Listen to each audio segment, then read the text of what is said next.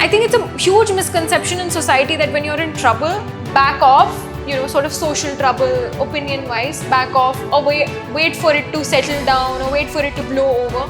Oxford was a collection of Christian missions, and we still have a church at all of the 52 colleges that we have. And so it's only a matter of fact before what we did at Oxford comes here. We were compelled to use pronouns when we were at Oxford, and I see that happening now here in this thing. So I only see this as a trickle-down effect.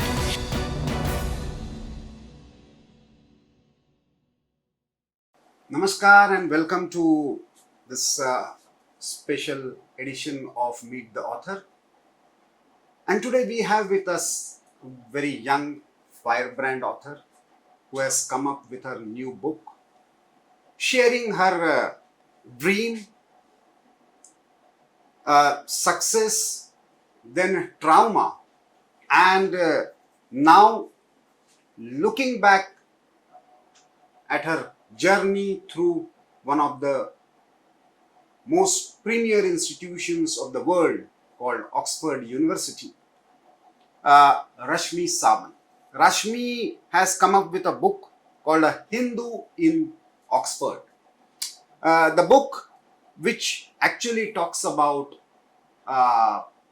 her remarkable journey, but more about the kind of institutionalized racism, then the entire approach of colonialism, discrimination, and the kind of individual, personal, family level, faith-based rant she had to face in the so-called premier institution. So talk about her experience and the book. We have with us Rashmi Samant. Welcome Rashmi. Namaste and thank you for joining this conversation. Namaste Prafulla, and thank you so much for having me on your show. So let us start, before getting into the book. Do you still recall your day when you received a letter from Oxford, and what was the feeling? The feeling was incredible, and I still remember being mostly in disbelief. I had just had my dinner. I was just sitting. It was COVID lockdown when I received the result, so you had nothing much to do except sit down. And I think it was about 9:30 p.m. at night. It is so vivid, that I still remember the color of the shirt I was wearing, the exact sort of emotions that were going through me.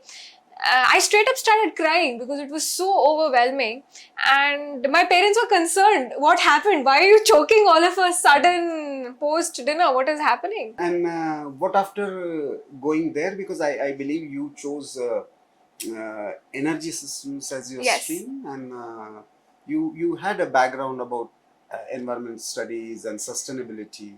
Yes. Also. So I'm a mechanical engineer, and I think a typical product of the Macaulay education system, who believes the University of Oxford is #1 premier institution, and going there means you have made it in life. It's fulfillment, it's utmost joy. I get there in that euphoria, and I think you have that initial phase where everything feels absolutely stunning, and you're just absolutely in love with the place. So that was the initial sort of month of me being there. Absolute happiness, pride that you've made it there and you have a seat at the table. But I think 1 month later, when the sort of the shine wears off, I started experiencing the more sort of undercurrents of the university. It's hard not to miss, if I put it that way. Every corridor you pass by, there is some relic of the colonial era that they've looted from some part of the world being carelessly displayed. What kind of threw the ball out of the park for me was the fact that people there had this sentiment that colonization was was a positive experience. Was a civilizational kind of a thing. They looked at indigenous people and Indians on that matter as somebody who were living in the forest and were clothing themselves with leaves and didn't know what to eat and didn't know how to speak, and these people somehow came and improved our lives and all of that, and it was just not a sentiment, it was being actively discussed in academia. It And was then intellectually justified, intellectually no? This justified. colonial constructs. So I sort of came about all of these things and I was very concerned. So this was the sort of the initial few months, you see. I'm an engineering student, so I think my history stopped at 10th grade and I conveniently forgot whatever I was taught about Mughals and Britishers. So I think I also had that space to explore these things without any conditioning of academia. So had I stayed in, say, social sciences or humanities, maybe I would have been conditioned a certain way to accept these things for face value when I went there. But it was like fish out of water because I wasn't conditioned continuously in that way. So it was easier for me to sort of find these things out for myself and kind of have my ideas solidify in that direction rather than this glorify your colonizers and become a sepoy in the whole crusade. But how come this being a very scholarly, ambitious student of energy system getting into student politics? What was that? Well, it's interesting. I've always been a part of the student political spectrum from school. So I've been a class leader since I was in kindergarten. So I've been the class monitor since I can remember. So I think it came sort of naturally to me because my parents always taught me that, okay, you need to take initiative. You just can't wait for others to fix your problems or fix the problems of others. Take initiative, go out there. So that boldness was instilled in me since day one. What I later realized was that, okay, Oxford has 4 divisions: social sciences, humanities, medical sciences, and then MPLS, mathematics, physics, and life sciences. And that nobody from either medical sciences or MPLS has contested elections actively. So it's only humanities and social sciences who contest elections. It's only undergrads who do that. So I was also a master's student. So it was a very sort of a dystopic thing, which I only realized much later as a consequence to my victory. Interesting. It is very surprising that you coming from a engineering background, studying energy systems, and generally, as you said, humanities and social science dominated campus, and still with 54% of margin. Yeah. You actually one actually cracked the electoral mathematics of Oxford. What was that? I think that was more about this surgical, I think, precision with which engineers go after things. We make a plan, we know how to go about it, and we go out to execute. We just don't restrict ourselves to these mass speeches and then expect people to fall in love with our ideas and then follow us. We actually go down to knocking door to door, putting posters, and not taking things for granted that we will win. And I made decolonization a part of my my main campaign. I think it also came from a place that I thought, okay, it's just a campaign, right? After all, I didn't expect to win, perhaps. But I think when you least expect it, the best things happen and you need to keep trying. I think that is another lesson. And for me, I think I've never been afraid of trying. That reckless optimism is what got me the presidency, is what I'd like to believe. And I do believe that the silent majority is very strong everywhere. I had immense support from the African students there, from the South American students there, who have had similar experiences with generational trauma, because I made decolonization an essential part of my campaign speech as well. And I think a lot of the people could relate to what I was saying, even if there was a small minority which is very vocal saying otherwise.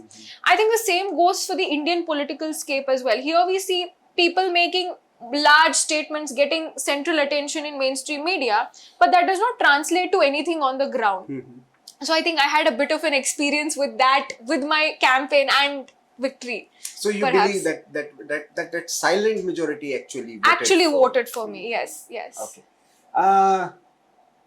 Then comes the trauma. The trauma, yeah. So was it immediately after the result, or it built up over the period of time?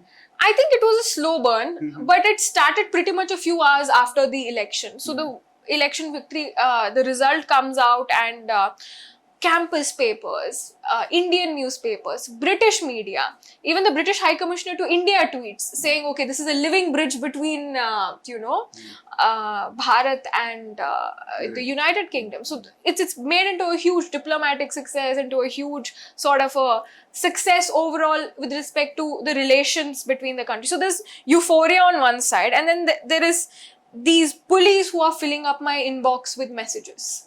So that sort of is parallelly building up on either side. So there's one hate mail I'm personally receiving, as opposed to one like positive article that comes out. So it was parallelly building is what I believe was happening. It was a lesson to me that decolonization, accessibility, representation has surely become a fancy word for them to have, color on the website. Even inclusivity. Even inclusivity, perhaps. To have color on the website, to have, new buzzwords that make them feel more... adding more letters to their campaign. And I think it also helps them lessen their burden as well, the guilt. Look like they're doing something about it. But the moment somebody comes up with a plan to do it, then suddenly the word that looked great becomes the problem. So I think they were okay with my decolonization campaign as long as it was a campaign to win. Just a campaign. Like a PR. They didn't like it when it was going to go from PR to policy. That would actually, change the way things were being said, done, told.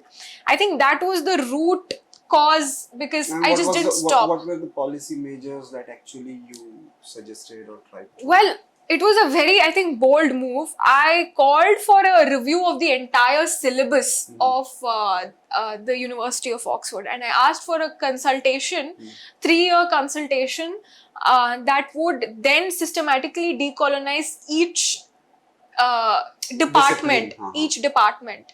So it was not just going to be, we're going to have a decolonization week where we invite maybe 4 people and ask them to speak, different colors. Different colors, and then shut down, done. We are done with our representation week.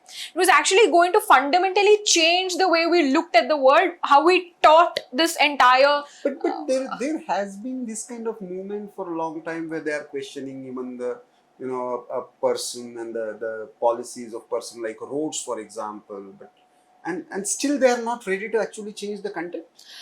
See, I think the movement is only surface level. It is very symbolic. It is only restricted to taking down the statue of Rhodes and to taking down the statue of Christopher Codrington, which is also part of the campaign.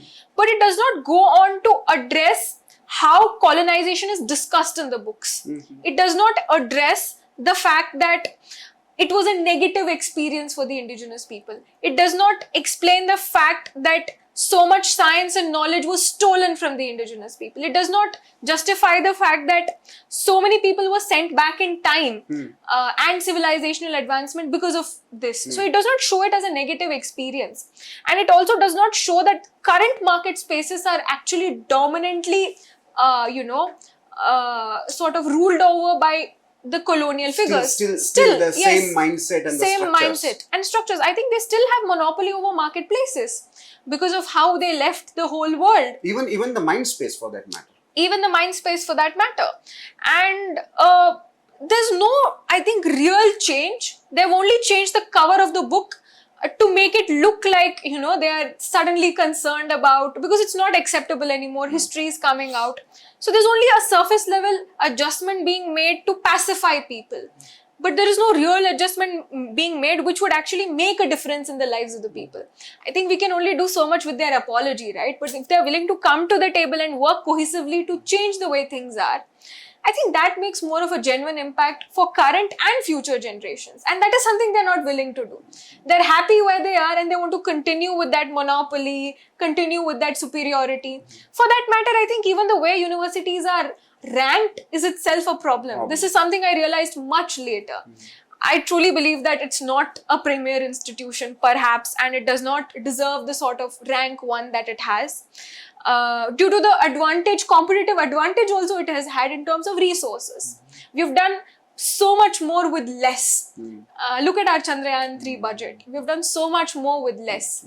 So I think that entire thing has to change, and it could only So change it is with perhaps the clear-cut manifestation of racial, cultural, intellectual, supremacist attitude of the colonizers. And these Yes. institutions perhaps Yes. epitomize. And their ranking also perhaps, reflecting the reflects same the mindset. same mindset, and it is very systemic.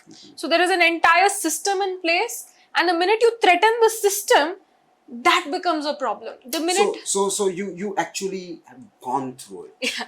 Huh? So what was it? It was just a because it was a difficult situation, as you said. It was during the COVID time, and you were all alone in isolation, and still you were facing, all these kinds of mails, threats. Your family and friends were targeted. You were painted as a Nazi. And racist. I mean, the irony of accusing a brown person of racism, a woman of patriarchy, a woman who has achieved something, who's the president of patriarchy, it was all lost to me. So when all these accusations started building up, and campus rumor mills, confession pages, even campus papers, and then later on mainstream media started to latch on to this whole idea of vilifying me. Initially, I was also confused because my entire, I think, evolution and understanding of this system was still very preliminary. It was restricted to, okay, we're going to bring a change, okay, we're going to decolonize. It was still there. I wasn't, I think, aware of how brutally they could come down on someone who brings an alternative view. I thought everybody was still willing to come to the table. I thought of the world as black and white. So I think initial few weeks were just introspection. I was trying to say, what did I do wrong?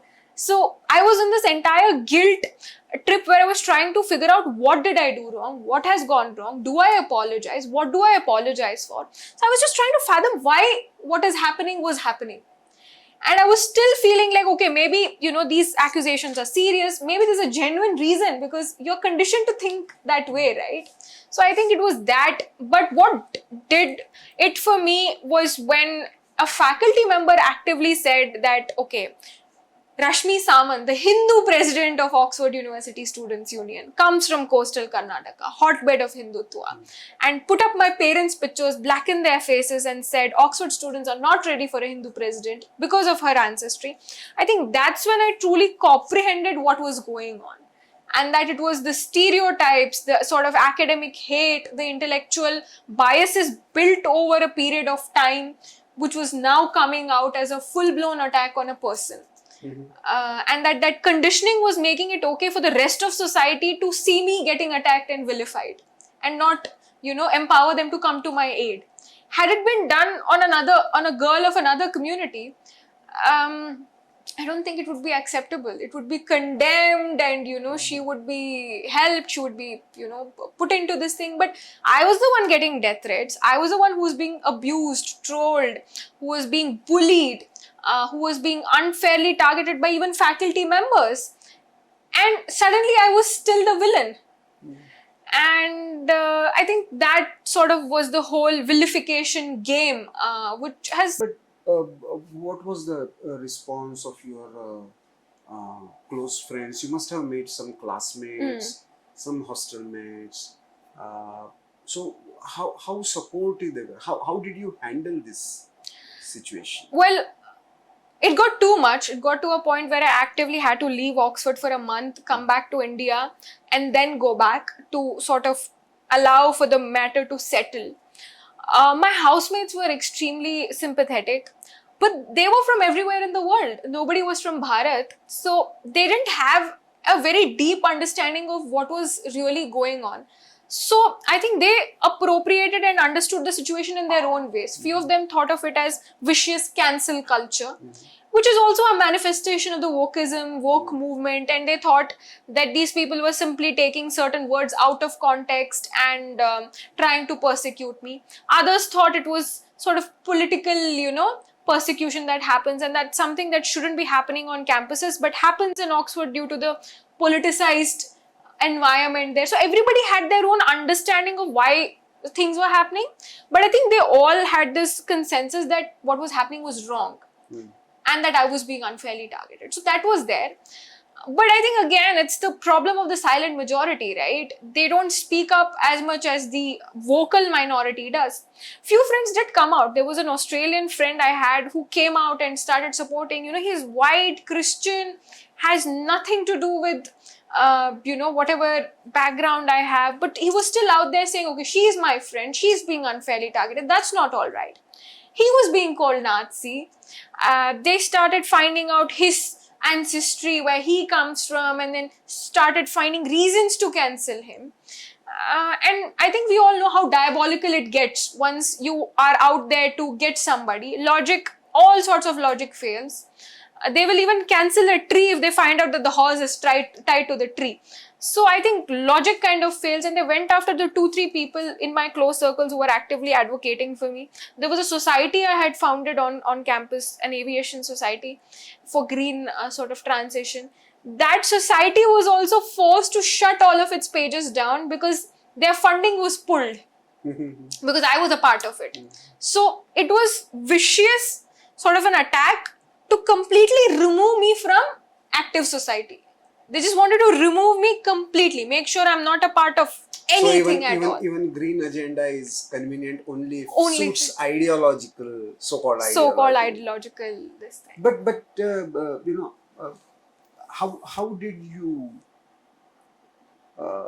handle it emotionally? Because it must be very difficult. Very difficult. So, what was the role of family? What was the role of your Indian values and upbringing? How did that help in actually managing this entire situation? I think I was a mess for 1 month straight. Like I was hysterical and I was regularly panicking. And the hate mails would affect me so much. So then I developed sleep paralysis because of that. I couldn't wake up in the morning. I'd be like completely paralyzed. And then it's a psychological situation. For 1 entire month, I think I was an absolute mess. So much that a small fever also turned into a hospitalization because everything, attenuates when you're, you're completely messed up in your head. But then I went home, and I think there's nothing like a Sanatan upbringing. There's nothing like a Hindu upbringing, and it can literally bring you back from the dead. My parents, my family, we are associated with the temple for the past 300-400 years. Going there every day gave me the clarity of mind. And my father and mother would keep telling me that, okay, you come from the land of survivors, fighters, and that you need to fight this back. So I think there was a lot of shared knowledge coming from the sort of history that we have as a dharma. And they were consistently telling me it's all right, it's okay. And the fact that I think I come from Udupi, a smaller town where people were mostly shielded from colonial influence due to, geographical, I think, advantages we've had. People were so supportive. They were like, it's all right, even if they don't give you your degree. We know you've already, made it in life, achieved it. So I think that sort of overwhelming support and love coming from community and the maturity that our community has when it comes to these things without knowing the nuances of these things. They might not know the nuance of what exact matter they have now manufactured to persecute people. But I think they do have the maturity to understand the overall aspect of why things happen. I think that helped me that, okay, if I have such a huge community behind me, then what do I have to fear? I think it was this whole mixed love, appreciation, and this sense of community we have in our dharma, that the sort of endless, they call it, I think, there's some word that they've come up with now, altruism and, sort of endless kindness towards people. I think it exists there. And that kind of gave me the hope that it's all right. I went back, I filed a case with the police, with the university, with everybody who would hear. I kept my social media very active. A few professors said, okay, it's not okay to be, you just finish your degree and, you move on. It's let's not make this a bigger issue. But I think I fought on because of the values, because of how all my ancestors have repeatedly fought on. And, there's been this conditioning which which I was born into. And I think that ultimately helped me to heal from trauma. The only way to, I think, heal from trauma is to survive it. If you become a victim of whatever traumatizes you, then that stays with you for life. Just because I was able to come out of this victorious, I think the trauma is a thing of the past. Otherwise, it would still haunt me until the end of time. Because I was able to get the university to admit wrongdoing. I was able to get the police to threaten the university. I was also able to get popular culture, support of the popular culture as well. Was I able to, finally let go of trauma. I think it's a huge misconception in society that when you're in trouble, back off, sort of social trouble, opinion wise, back off, or wait for it to settle down, or wait for it to blow over. I think that's not how it works, especially when you have truth on your side. Fight it out. Otherwise, they will push you over the edge. They don't stop. They are relentless. And the only way to stop and to heal is to push back and to, survive and to put your foot down. Otherwise, they will ensure you never get a job in your life. Every time you're working somewhere and it pops up somewhere, they will write to your employers saying, okay, she's this. They will repeat unless you challenge their accusations. They will make sure every new country you try to settle down in, they will write to the immigration there. They will persecute you to the end, till the end of time. And because I fought back, I was able to... Like the colonizer finished all the indigenous traditions. Exactly. Perhaps Hindu is the only tradition that has survived. That has survived. So they don't have kindness. They're absolutely merciless when it comes to these things. And because I fought back, I think also I was able to not just graduate top of my class. I'm sure they would have taken my degree back had I, backed down. I was able to graduate with merit, and also go on to work at the British Parliament, somewhere where their background checks are so woke that, they would literally cancel anybody and, reject anybody who even has a very small controversy from campus or anything else. So I was also able to get a job. I think it was more of a thing I wanted to prove to people, that, you can't shoo me away. I will go to the next big thing and I will stay there for a while and I will show you all that I've made it, irrespective of all of your attempts. So I think that pushing back kind of helped me. So you not just fought back, you proved yourself, you worked there with the British Parliament, and now coming up with this book. But tell me, Rashmi, you could have said an Indian in Oxford. Why a Hindu in Oxford? Because discrimination against Indians, against the racial or brown people's inferiority kind of creation, that is a known fact. Openly or subtly, they at least accept this, at least some intellectuals of European origin. But you are specifically saying that a Hindu in Oxford. Well, primarily, I think India is a nickname given by the British to Bharat, and that it is not something I would put on the cover of my book, at least, even if it's acceptable to some people to use that name. The second thing is that I feel we were Hindu before we were colonized by invaders. Be it the British or the Mughals or the Islamic invaders, the Turks or anybody. So I think the one identity that kept this land together was the Hindu identity, and it goes beyond the people who just practice it as a faith. It goes to the deeper cultural context of who we are as a people. So I think it's a broad sense of identity and a decolonized sort of identity of the people of this land. But you believe that what happened to you in Oxford, not just because of your Indian origin, but because of your Hindu identity? I do believe that, because I've seen, as a matter of fact, in other contemporary institutions like SOAS or otherwise, where people of other faiths, but from this country per se, could have been in similar situations but were saved. Be it anti-Semitic remarks about Israel, nobody goes after them. People make terrible comments about Israel all the time, but it's not anti-Semitic. I had a picture at the Berlin Holocaust Memorial from when I was a child, and that was somehow anti-Semitic.